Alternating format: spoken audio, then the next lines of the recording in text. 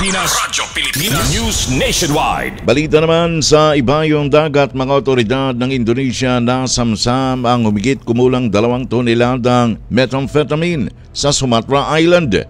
Mula sa Radyo Pilipinas World Service, naritong report ni J. Arevalo.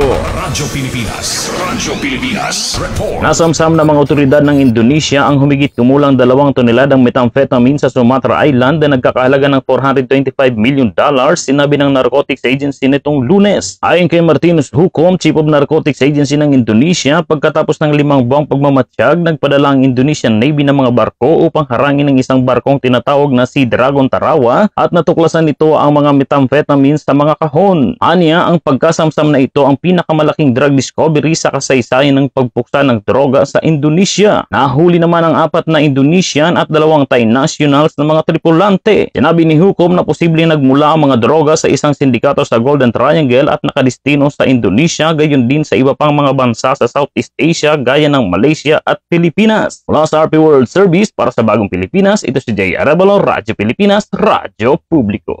Radyo Pilipinas. Radyo Pilipinas. News Nationwide.